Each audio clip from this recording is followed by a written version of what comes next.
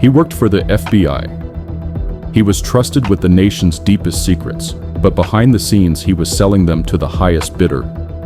This is the insane true story of Anthony Moretti, the federal agent who lived a double life as a mafia informant.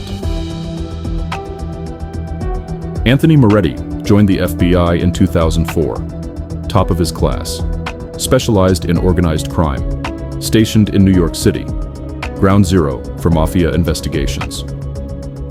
To everyone around him, Moretti was a rising star. He cracked extortion cases, flipped key witnesses, and even led a task force against the Gambino family. But what no one knew was that Anthony wasn't loyal to the Bureau. He was loyal to the money. In 2009, Anthony made his first deal. A low-level mobster approached him outside his apartment, offered $15,000 for details on an upcoming raid. Moretti said no, but 2 days later, he showed up at the same bar and took the envelope. That was the beginning. Over the next 5 years, Moretti became the Mafia's inside man. He leaked FBI surveillance locations, undercover agent names, court schedules, and grand jury witness lists. Each tip was worth between $10,000 to $50,000, paid in cash, gifts, or consulting jobs through front companies. He used burner phones, dead drops, and fake IDs. Even his FBI co-workers said he was too clean to be dirty. They had no idea he was sabotaging entire cases from the inside. The Mafia called him the Ghost.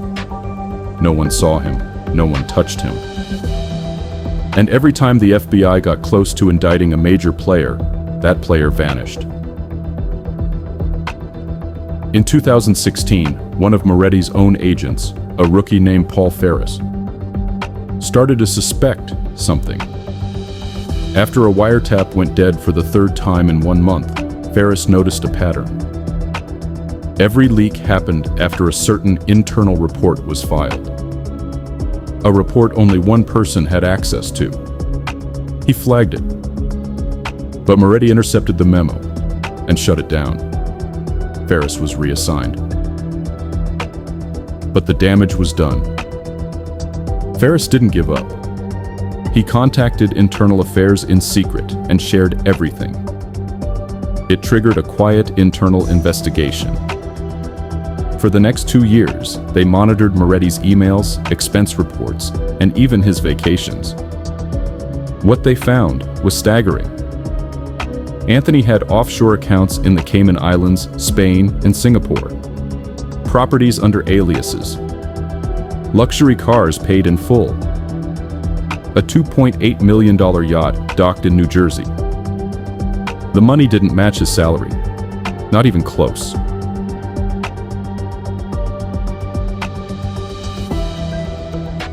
In 2019, the FBI made their move, but they didn't arrest him. They followed him. For 6 months, they tracked his meetings, bank visits, and encrypted calls. Then, they got him on wire, confirming an exchange with a known associate of the Genovese family.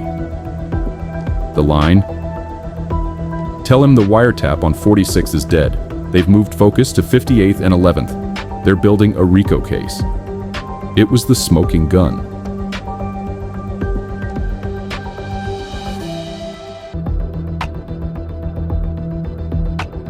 In June 2020, Anthony Moretti was arrested during what was supposed to be a routine briefing. He didn't resist. He smiled and said, "Took you long enough." In court, he pled guilty to conspiracy, obstruction of justice, bribery, unauthorized disclosure of classified information. He confessed to leaking over 150 active FBI files to the Mafia over a 10-year period. The judge called it one of the worst breaches of domestic security in FBI history.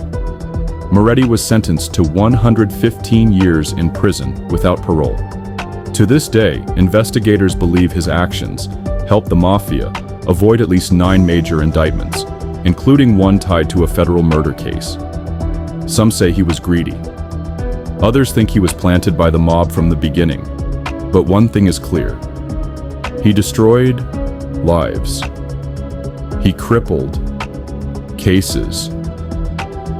And he almost got away with it. Because sometimes the enemy wears a badge.